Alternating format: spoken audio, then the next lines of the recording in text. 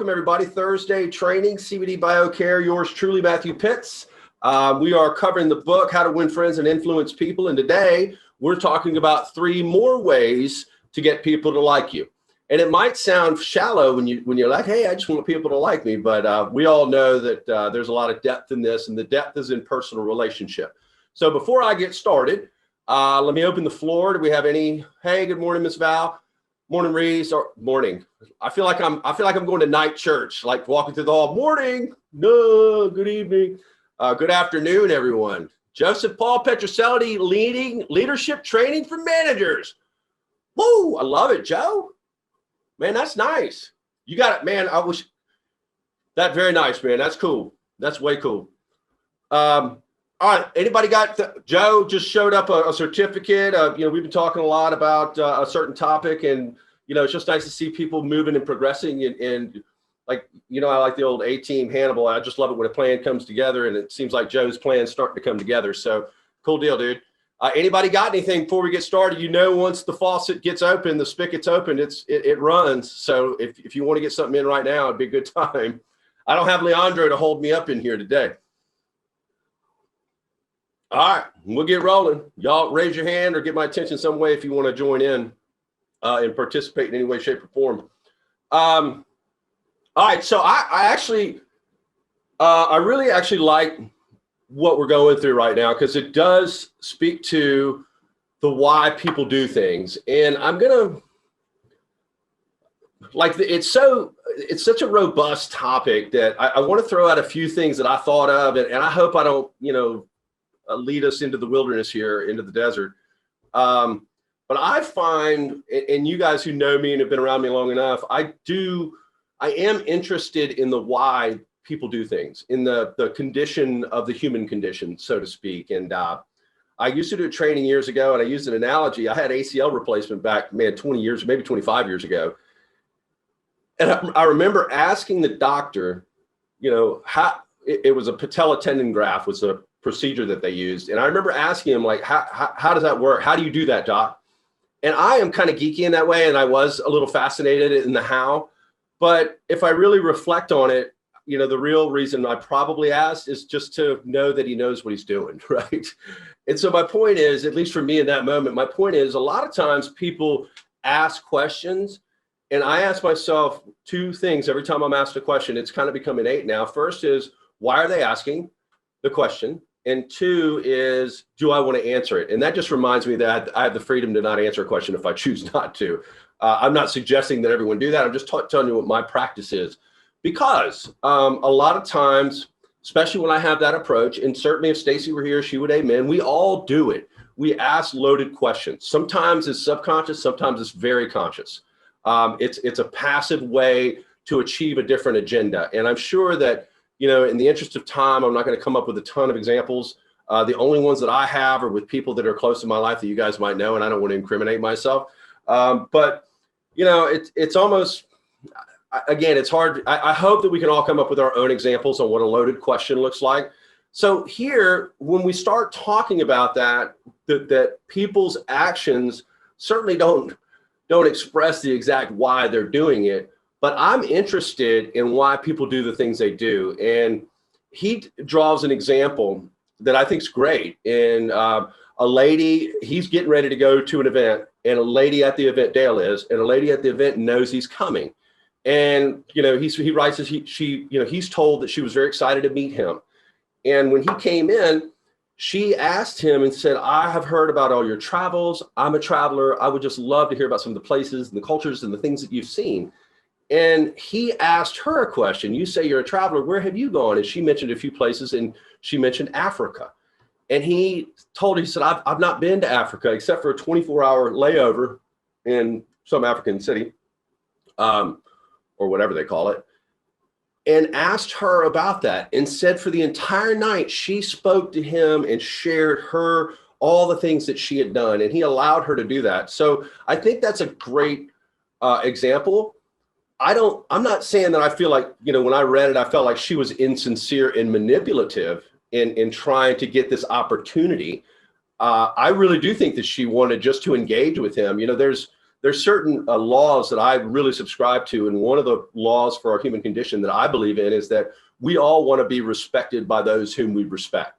So I believe that she respected him and asked, and I do believe that she had a curiosity of where he'd been. But when he gave her an opportunity to speak about herself, and in her mind, in her conscious or subconscious, it was her chance to glean his respect.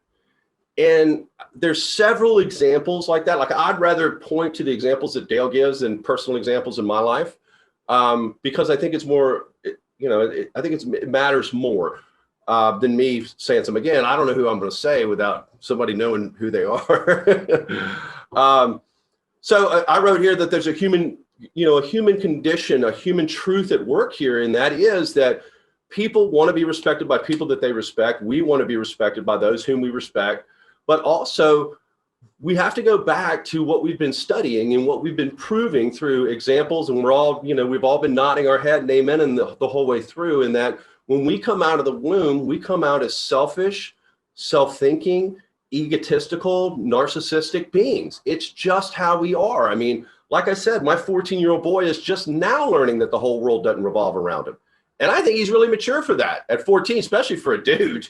Like, I was an idiot till I was 25. I literally thought I thought I was the center of the earth probably till I was 23 to 24.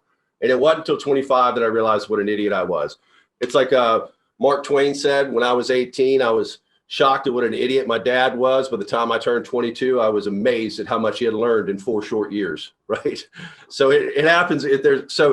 There's a human truth at work here, and that is that people do want to talk about themselves. And this is especially difficult for me. I am a communicator. I do look to relate. I do look to find common ground. And I think in doing that, I think we're all, guilty of it, some more so than others, maybe me on the more side. But I think sometimes in an effort to relate and illustrate that there's common ground, I think sometimes we take the microphone or we pull the stage out from under someone in their expression of their own stories about themselves, about their own experiences, about their own things they care about. So my dad and I used to have it, and Stacy hates it when I do it. My dad and I used to call it back to me. Picture this, any conversation, 2 people, 5 people, whatever, and someone's talking about their trip to wherever, Hawaii. And as soon as they get done, someone else chimes in about their trip and they want to talk about their trip. And then someone else, it's like, and it's a back to me, right? And I have been guilty of this. Have you ever been talking to someone or been that person where you can just see that it's almost like, remember double Dutch? You remember the double jump rope? Has anybody ever double Dutched when you were a kid? Thank you. You remember when you're like, all right, I'm getting ready to go. I'm going to jump in, man. And then you get in there and you do it, man. I feel like sometimes people are in that double Dutch mode when I'm talking. And certainly I have done that. And I try, I really work at it. I can only imagine how much I would stink at it if I didn't work at it, because I reached the bottom rung of mediocrity at it just by trying a lot. So I think it also happens, like I'm thinking of hey, I just took my wife, to St. Pete Beach. We had a great weekend and it was great. It's like, hey, I just took my wife to Hawaii. We were there for a month. It's like we upstage people. And honestly, it comes from a lack of self-worth. I mean, as I'm reading through the text that we're covering today, it didn't dawn on me, but it was made very clear to me that we have to have a high level of self-worth to put and let someone else be on stage. And I'll give you an example. When I was really working at this, and I love this example because when I was in financial service industry is when I kind of was studying a lot of this. That's when I read this book, by the way. And I remember I would go into people's offices or their homes, to have client or prospect interaction. And if I play golf. So if I saw a set of golf clubs, if I saw a trophy, whatever, I would say, hey, you play golf? Yeah. Hey, do you like it? I love it. You need good? Well, no. If I'm lucky if I shoot a 95. And at that time, I'm shooting 80. I'm in the high 70s, low 80s. I'm playing a lot, but there was a part of me early on, and I think if it went ungoverned, I would have, certainly as a younger man, I would have looked to disclose that, right? To show that I'm good at something, that try to glean respect. And it's such a wrong way of thinking. So I adapted this. I was like, man, you actually are pretty good if you shoot a 95. And the guy or gal would look at me and I go, do you know that only 10% of all golfers in the world break 100 when they play? And that's true. So it's another example. I remember I used to talk smack with a buddy I worked with, Andy Riddle. I worked with him for 4 years, great guy. And we never did, but we always used to talk smack about basketball. Like we'll play one-on-one, I'll whoop you, I'll whoop you, I'll whoop you. And it wasn't until right before we stopped working together that I learned that he played college basketball. He never told me. I think he was waiting to get me on the court so then he could show me and whoop me. But I always really respected that, because at that stage in my life, this is many years ago, at that stage in my life, I'd have been the first one to tell somebody I played college basketball. Like to me, it would have been a badge of honor. Like, hey, I play, not only will I whoop you, but I'll whoop you because, and it just, I actually told that to James, and that story really resonated with James. He's brought that up several times over the past several years. And it's just about having the self-worth to be able to really care and be interested and curious about what is important to the other person. We're a long way away from selling CBD right now in this discussion. We're in the business of giving people someone to listen. And that's really kind of what this comes down to, is being a good listener, being an interested and curious listener, and not for the sake of finding a fact that we can tie and put in a set of verbiage that might lead us to a sale. I'm not talking about that. We've had many discussions about the proper swing of a baseball bat.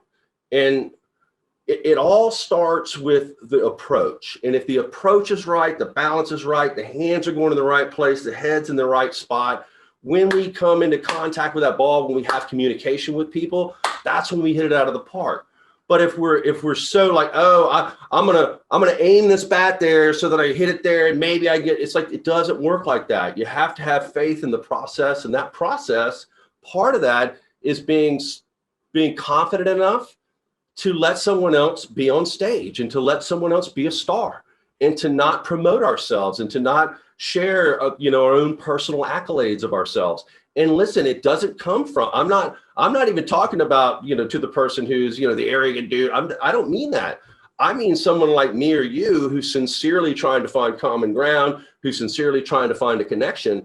I'm just illustrating that if we do that, if we take the microphone away from them and go back to me and talk about ourselves, we're putting ourselves on the wrong side of human behavior, right? It's almost like getting pulled over by the cop and yelling at them. What do you think is going to happen? You think it's going to work out well for you? And that's what I mean. If somebody's got a customer service issue and they go in, my dad, he used to drive me nuts. He hated hospitals, poor guy, and he had reason to. He had some bad experiences. And I remember one of the last times I went to the hospital with him, I didn't leave him there and abandon him there, but I was make sure he was taken care of. I couldn't get out of there fast enough, because as soon as we got in there, he was curt and he was rude to the very nurses that were in charge of his care. And my dad's a smart guy. He's the guy that got me on the path of searching for wisdom. So I remember my dad told me a long time ago, he said, if you ever hear me say, I failed to find the wisdom in that, that's me calling somebody an idiot. That's what my dad said. He goes, if you hear me say that, in my mind, I'm saying you're an idiot. And so obviously, what did I say to him? I said, Dad, I failed to find the wisdom in mistreating the very people that are going to care for you. Like, how does that add up to you? Like, how is the result of that equation, that formula, a positive for you? And I think if you can get people like my dad to pull out of that emotion, if we can pull out of that emotion, then I think it's easy to see, because he saw it immediately. As soon as I gave him that 30,000 foot view, he goes, you know what? And to his credit, he was that guy. He'd be like, you're probably right, son. And, it ended up working out. So let me grab a sip of water here. We're 20 minutes in. Any comments, concerns, errors, omissions, additions, cares? All right, we'll keep going. Let me see where I am. See, I get off my notes. I'm such an extemporaneous speaker. It gets me in trouble a lot of times. All right, here are the don'ts. A great conversationalist is a great listener. Listening is an active activity. It's an active behavior.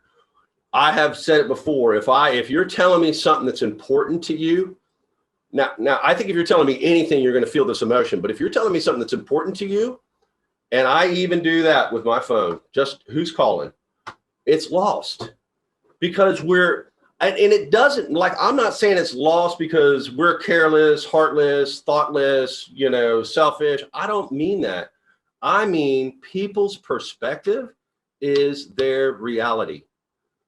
People's perspective is their reality.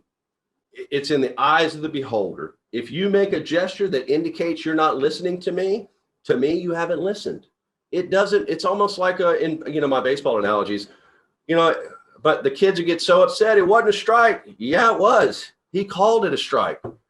Like, it is what it is. People's perception is their guiding truth. It is the truth to them. I mean, if I grew up in Zimbabwe and I was told that this color is white, my whole life, my whole village calls black white. When I come over here and I call this white, that's my truth. I'm not saying culturally it's right, or correct, but that's my truth. So it is right. Like, and I'm actually starting to write a book about that concept. It's based on 360-degree thinking, meaning that every thought, opinion, and or attitude does not have a direct opposite. It has a difference. So the kind of the subtitle would be there's more than one right. There's more than one correct. Yeah, I mean, if I ask you who the greatest guitarist in the world is, we have, and everybody on here said a different guitarist. Who would be right? Who would be wrong? So that's the concept. So listening is an active behavior. So if you could be the most intent listener in the world, but if you're the type of person that listens better when you're looking at a ceiling tile, you're not going to communicate that to someone. So the don'ts are: don't interrupt, don't contradict, and don't irritate. It seems simple. The hard part is when somebody brings up an opinion that we don't agree with, or someone believes that something is a fact where we believe that fact is different. It doesn't talk about it in the book, but the question, what I tell my kids and myself, the first thing, and this might be one of the greatest assets or tips to a long marriage or great friendship or relationship, and that is, ask yourself if the fact that we're disagreeing, if it's important, right? I mean, you see people getting in the deepest arguments about, who's more powerful, Superman or Batman. It's like, does it really matter? I know it's a silly example, but in a marriage, it comes up all the time. And I got to be honest with you, and this is not stage talk. I think, just at a glance, I think somewhere in the neighborhood of 5 to 9.5% is the things out of the 100% of things that Stacy and I might disagree on. It's literally less than 10% that I come to a conclusion where it really matters. And some do. Some have recently, and we've had a lot of, stuff going on in our culture and a lot of value systems that are being tested. And there's certain lines I'm going to dig my heel in on. But as I get older and as I build more confidence, I realize that number of things that are really important, like, is it worth the disagreement? Does it matter at the end of the day? And I mean, it's next to nothing. And I do that a lot with the kids. Like, they'll be kind of, and my kids get along great. I don't deal with that, the cliche of the sibling battles. They really get along great, but sometimes they get in kind of a little bit of a tiff, and it's like, hey guys, does it really matter? And they'll look at me, give it some thought, and go, no, probably not. And so I think that makes it easier because we are emotional beings first, we're data beings second, and that emotion can be really overwhelming and really powerful. And I will tell you that most of it comes from, I felt disrespected. I felt this. It comes from a lack of confidence because, I mean, here's a great example.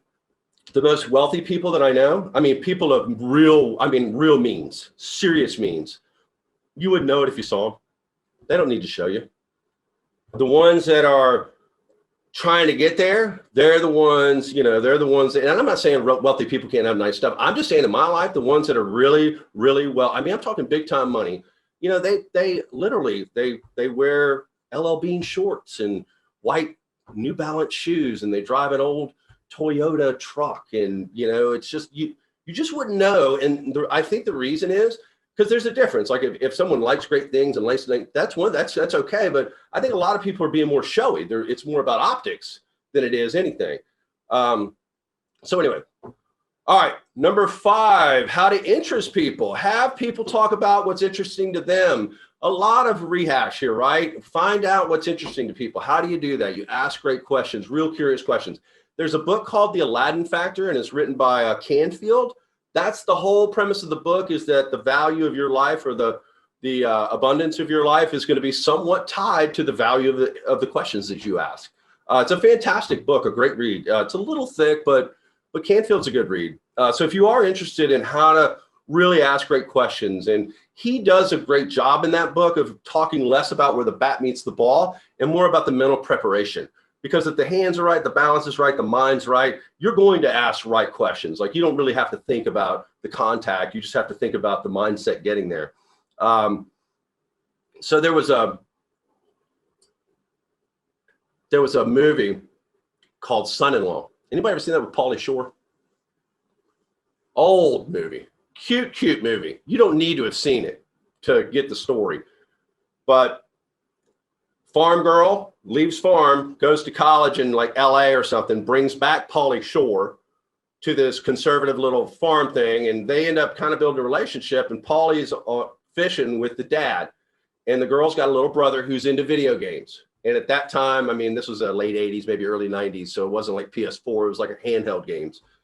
And they were talking, and he said something about, yeah, those stupid games. And Pauly goes, they're not stupid to him. To him, they're important. And man, I get some of the most cathartic moments in these dumb movies. One of my major cathartic moments was in the old cartoon He-Man. Believe it or not, changed my life. So anyway, it's like that hit me. It's like, and Stacy and I say that sometimes. Sometimes it could be easy to be flippant, 27 years in, and sometimes we have to remind ourselves, hey, if it's important to you, it's got to be important to me. I need to adopt that perspective, even if I don't have it. So now I may not even care about the topic that you're talking about. Now I care that you care. Like, you see what I'm saying? So I can tag on to Stacy. I may not really give a real rip about what she's really talking about, but I can, like those video games, like that old man, he didn't really care about the video games, but at the end of the movie, he's playing video games with his son. That's his way. He found a way to connect. And sometimes the things that we rebel against in another person that we find irritating, that rub us the wrong way, sometimes that's a disguised opportunity for real connection. I mean, one never knows where loyalty and connection comes from sometimes. So find what's interesting in people. I think it's easy if a guy shows up in a brand new, center engine or mid-engine Corvette, he's obviously a car guy. If you see, pictures of, if you're in front of the person, you see photos of family all over the place, boats. I mean, just be observant. If the person's got a lot of jewelry on, I mean, just find something that's interesting to them. Find interest in that. So I used to learn so many cool things. I learned the most cool things about knitting one time. You might say, well, Matthew, are you interested in knitting? I was not interested in knitting until this lady said she was a knitter. And then I was like, yeah, I want to learn not to knit, but I don't know anything about it. So yeah, I want to hear about it. And that interest is infectious when you really have it. So if it's someone that you're, anyway, I'm not going to go. I feel like sometimes I'm in old school training and I'm not. So I need to progress and move on. Okay. So I mentioned the golf earlier. So I found, that thing, hey, only 10% of the golfers, but think about this, and you could predicate it over any topic, but what a great question. If you get to talking about golf, and again, you can say about anything, what do you like most about golf? What a fantastic question. I mean, he or she, it's, is it competitiveness? Is it getting better at something? Is it the disconnect to get away from things? I mean, what is it? I mean, I don't even know who we're talking about, and I'm curious right now. Like, why would they like golf? If somebody asked me, it would be two reasons. I love being, it's a time where I can be with my good friends. And golfing, for those of you who don't golf, I don't know about other golfers, but to me, you only golf with really close. It's almost like if you would ask that dude to help you move or accept it, then you can golf together. Like that's how intimate it has to be, because you're spending 4 hours with somebody. So I get to be with my closest friends.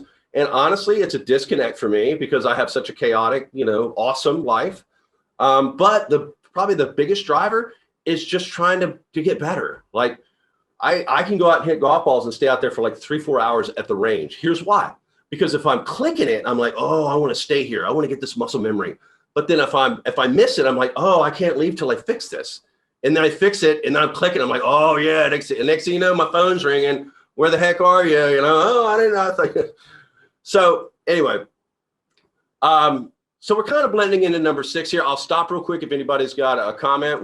I got about another 15 minutes or so before my heart out. But this last, I literally am looking at the entire last chapter in my screen. So it's not a lot. Again, this is a lot of review when we get here. I think, to me, we were talking about it today. Jason had a birthday today. Hey, happy birthday, Jason. So anytime somebody has a birthday here at corporate office, we have a nice lunch. We had it catered by Carrabba's today, which I really liked, but it made me very tired. I have to admit, I literally was dozing right after that. But and we were talking about masks. And I said, and my father, he passed in COVID. He had other conditions, but COVID was a major reason. And I was FaceTiming him as he in his last days, and I got to visit him in the very last moment. And so I saw what COVID did to him in addition to everything else. So I'm very sensitive to it. Like I'm very close to it. And even with that, now this is an innate feeling. This is not a political statement. I'm not advocating for this. I am using this to illustrate a point. When I put on my mask, I don't feel safer. Unless we're talking about it in a sense like this, I don't even think about that.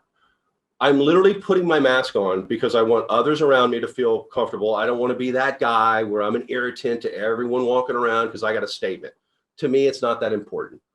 But more importantly, I'm a business owner. And here in Florida, or at least in the county that we're in the city that we're in, the business owners gets fined, not me. If I walk in without a mask, so I'm like, no way. And here's why. I literally, and my daughter told me once, she gave me a great compliment. This was probably when she was 7 or 8 years old. And we were in an Office Depot and we walked out. And like I said, I go, thank you, John, or whatever his name was. And my daughter told me, she goes, it's almost like you're looking to wow people with your kindness. And I thought, wow, thank goodness she doesn't see me in my off days, right? She caught me in a moment where I got it right. And I do, honestly, guys, it's almost like at Christmas when you give something and it just feels good. I do like giving, and I feel like that's how I feel. It's like to smile at someone, to call them by their name, to thank them for their service, to be pleasant. I think is so easy. It's such a small sacrifice for what can be such a huge reward. Just being nice to people. Do you know how we stand, certainly in the environment that we're in right now? If there's a long line of people waiting to be irritated and frustrated and short and curt and dry, that there's no shortage of those people. So I do want to be a blessing to people. And I don't care if you have my faith or not. That doesn't matter. The word blessing is not spiritual. It just means that you're a positive influence on someone. And I've talked to you about the energy that comes out of our frontal lobe. Do the research. There's amazing data out there. I've talked to you about what happens when we flash a smile at someone, and the stories that you read of people who were in despair and someone was nice to them and it turned them around. It's like, who knows, right? And for me, it's so much easier for me to be pleasant, to be joyful. If I have, it's hard to be angry when you're thankful. Like if you're a person of my faith, it's hard to hate people from your knees. If you're a person of faith, get on your knees and try to hate somebody. It's very difficult to do. It's very difficult to treat people poorly when you're thankful. It's very difficult to treat people poorly when you have a joy in you. And instead of, and listen, I'm an irritable guy. Guys, you talk to my family, I have a long fuse, but there's a side of me that is very, very aggressive. So I'm not, puppy's breath and ice cream. I'm not advocating this from a throne of righteousness by any means, but this is something that I do better than interrupting people. I interrupt people all the time. And do you know how much I hate people interrupting me? I can't stand it. And I do it all the time. And I try not to. And I even had an experience just a couple days ago with one of our reps for one of our vendors. And I like her. She's helpful. She's responsive. But every time I talk to her, I literally have to say, Anna, please let me finish my thought. Just let me get my thought out. And then I want to hear what you have to say.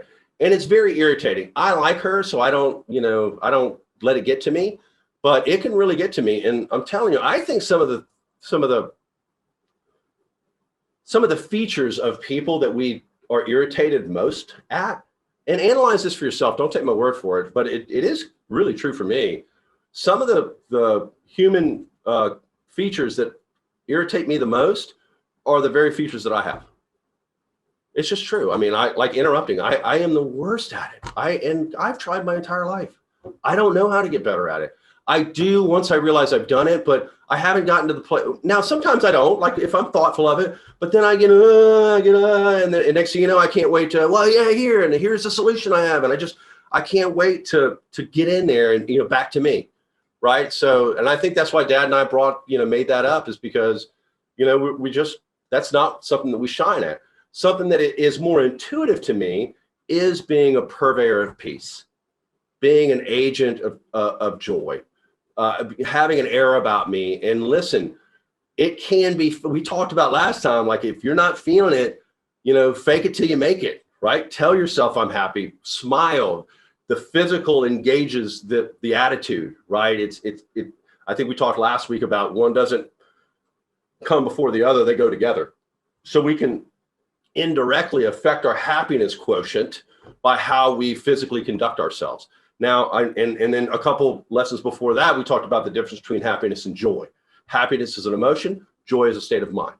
Joy has very little to do with outer circumstances and very much to do with our perspective on those circumstances.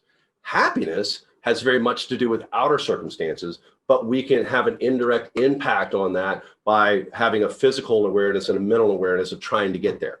And we talked about, if you can't have a hard time feeling joy, go serve somebody, go to a kitchen, go to a homeless place to donate time, talent, money, whatever. But when we serve people, we take the focus off ourselves and it changes. It causes us to kind of rewire our perspective. And I think when we get around people that have it much worse than us, it does inspire that thankful fire. Like, man, and like I was talking to Pell today, who's a guy who does our automobiles. I've known him forever. He's a great friend of mine. And we were talking about Bitcoin. And now when I got in Bit, where it is, and he goes, hey, man, he goes, years ago, I got into Bit and I wasn't happy about the way it was going. So I pulled out. And it was like when it was at 1,600, it's at 40,000 or 30,000 now. And I go, all right, now I know that sucks, but let me tell you this story. This is a true story. There's a guy out there who got into Bitcoin very early on, and it all turned into $238 million. Problem is, he put that into an electronic vault that encrypts it. So he's got 10 opportunities to put in the right password. He's used up 8, has 2 more. When those 2 go, if they're not right, gone. $230 something million. So all of a sudden, Pell's perspective has changed. He's like, hey, at least I ain't that guy, right? I mean, that'd be pretty bad. If it were me, I'd just do the 2, get it over with. Like the anticipation would be worse than knowing, right? He's laying in bed every night. Like, what could it be? What could it be tomorrow? And you can't, when those encrypted things, you can't get into it. It's gone. It's gone. So again, it's just an example of, getting a picture of something that's worse than what we have. And then it's twofold. It's not just driving through Skid Row and going, oh, these people got it rough, I feel better. It doesn't really work like that. What does work is when you serve that cause. And we talked maybe a couple months ago, about how my paradigm was changed a little bit because I saw a TED talk about a woman who dropped this key of thought in my head, which was your emotions can be road signs to our destiny, to our best us. Meaning, and his example was, or her example was, if I'm reading the news every day and I am enraged every day and I'm emotional, I have always been like, hey, there's a positive side. This too is good in it. This too is part of it. This too shall pass. That negative emotion is not a good thing. Block it out. And she caused me to rethink it. She said, because let's just say that, like, if I'm reading the newspaper and I'm watching the news and I'm enraged, I'm having a heavy emotion about it. Well, maybe that's a sign that I need to move towards some kind of justice activities or some way of making a difference in helping people and bringing upon fairness. It was his example, but you can use it for anything. Like if I get enraged at this human trafficking thing, we've got here probably 100 miles from us, it's called Immokalee. And it's one of, I mean, we got pastors all over the place that are pouring down there in missions because of human trafficking. So if I were to say, well, God's going to, and I'm not saying it's wrong. I'm just trying to prove a point. Well, God's using that. He uses all things. And, and I don't feel that. Well, that's okay. Right. I pray for him, whatever. But if it's like, oh my God, I can't sleep at night. I'm just enraged. It's like, well, maybe that emotion is driving you to go do something in that realm. And that if you feel that, then that's part of like the inner you. It's springing forth a genuine emotion. And in that is purity of desire. So again, it's, wisdom is counterintuitive. And I know that we're only doing this an hour a week. This would be a topic that we could do like nightly sessions for 2 weeks and really dive into, how to really have proper perspective of things and not let emotions misuse us, but use emotions for our own gain, if that makes any sense. So I think the only reason I bring all that up is because a lot of times when we're communicating with people and we're letting them talk, they're going to say things that might spark an emotion in us. Don't let that emotion misuse us, I think is the message there. And so be pleasant, be sincere, what did I put here? Smile and be sincerely pleasant and thankful for people in your daily walk. I think I said it last week in Office Depot. I thanked that lady that she was there because I was able to get what I had to get. And you could just tell it just changed her. And I have tons, and I'm sure we all have those stories where you say something nice to somebody and you just see their body language change. And that's real. And that's being a positive influence on people, which is what this is all about. All right, read. Did I bring my book? I told myself to read a quote. We are coming up on it. Does anybody have any comments, questions, errors, omissions, additions, cares, concerns while I look this up? 95. I was like, I don't see anything on this page. All right. Anybody? Okay. If we are so contemptibly selfish that we can't radiate a little happiness and pass on a bit of honest appreciation without trying to get something out of the other person in return, if our souls are no bigger than sour crab apples, we shall meet with the failure we so richly deserve. I totally agree with that. Now, here's another line in here. And listen, I'm going to disagree with Dale. Very unusual. But I am a critical thinker. Always make the other person feel important. I crossed out feel. Because I think feel is where the ball meets the bat. I think they are important is the proper approach. And if you make someone important to you, they're going to feel it. So I wouldn't worry about changing them as much as I'd want to worry about changing my own activity. Because obviously, there we go, right? What can we control? What can we not? I cannot control this person's reaction. All I can control is myself. So I need to make that person important to me. And that importance cannot draw from what we might get from them. It can't. It has to be a hearty, healthy respect for that human, right? And if you're not there yet, first of all, if you're not there right now, I don't believe, the only thing that doesn't change is the fact that everything changes. I've certainly had seasons where I was drier or colder and seasons where I was warmer. I would say that your association, your self-development, your quadrant 2 activities, your service will help you. And certainly exercise. I mean, that's a big part of quadrant 2 exercise. That's going to help release all your feel-good chemicals, neurochemicals.